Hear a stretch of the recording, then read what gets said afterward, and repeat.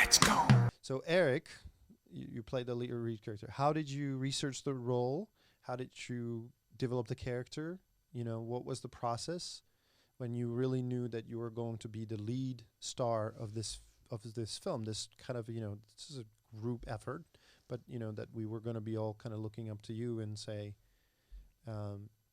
you know, Yeah. steer the ship, sir. Show us where we're going. Yeah, because everyone is different. I mean, ultimately, you want to be able to see through his eyes.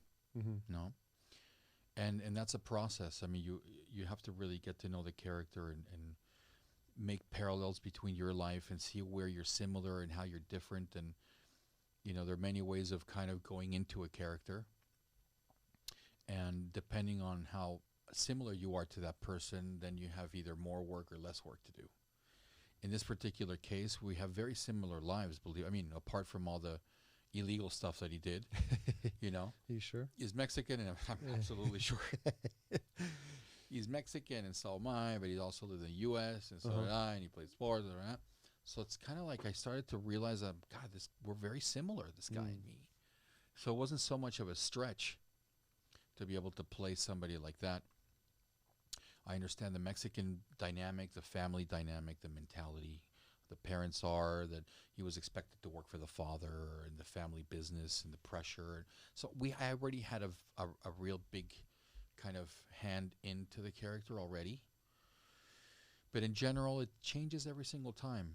It's very different how you create a relationship of understanding with a character so that you can.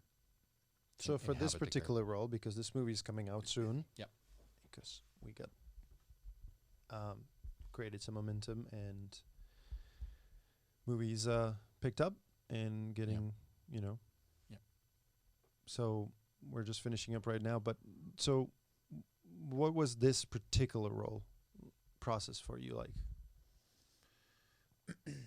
What was it like? Like, how did I do it? Or Yeah, how did you break it down? Because so nobody really knew you that well from the team. And I remember already being in Vegas, you know, feature film, first time director, and this was a major first time kind of a big feature film role for you. Right. We did the table read, and then I remember me and Ross and everybody meeting afterwards and being like, fuck, this is great. This is fucking great. We're making a great we're making a movie. Yeah. After the Zoom call fucking table read. Yeah. When you read for the first time the whole script, we all saw coming together, and we were like, "Oh fuck, he can act.